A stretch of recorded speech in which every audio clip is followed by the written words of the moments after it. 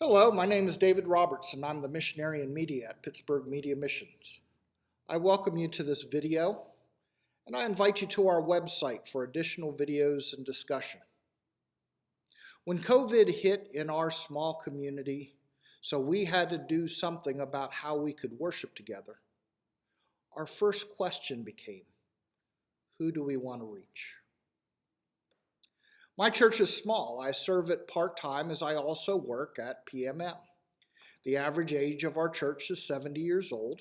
Most do not use streaming services. They don't have Facebook. They don't have smartphones, or most of them don't even own an up-to-date computer. They mostly live here in our very small town, often just blocks away from our church. We have a tiny parking lot of about 6 spaces because people historically have just walked to our church. As we assemble all this data, we decided that using a small radio transmitter is what would work best for our church. The technical term for it is called narrowcasting. And our service could reach the most people and not be an obstacle to them by using narrowcasting. We will talk more about the equipment we use and the laws that pertain to it and how to look at each church's situation when we are looking at these different technologies later in our next step. But right now we're talking about how it is that you can look at your church's situation and find the most realistic approach needed to reach your audience. No other church in our community used the same technology that we decided on.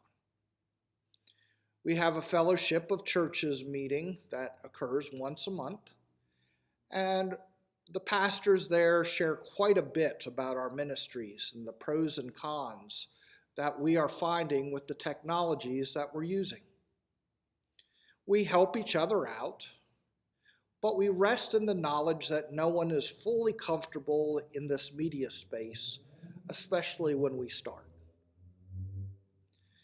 We often joke about stories of dropped cameras, forgetting to plug in a plug or turn on a switch, the problems that come when we go through half the service and find out no one could hear it.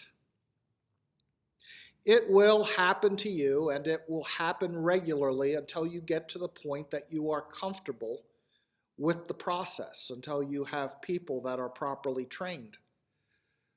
The trick is not to let those things keep you from trying. Look at the congregation and the resources that you have available to you.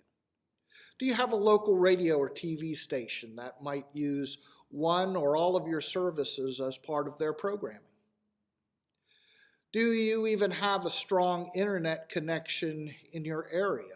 If you do not, Zoom and Facebook and other streaming services probably won't work for you very well. How is the topography of the land around you affecting your FM and AM radio signals? Go out, turn on your radio. How far can you hear things? What does it sound like? Once you decide what your audience will use and the availability of those resources, and even the environment around your church, you will start seeing a type of technology that will become apparent as your best bet. If my church was not in a river valley that allows FM to travel unnaturally far, and my congregation was made up of a different demographic, I probably would have chosen a different technology.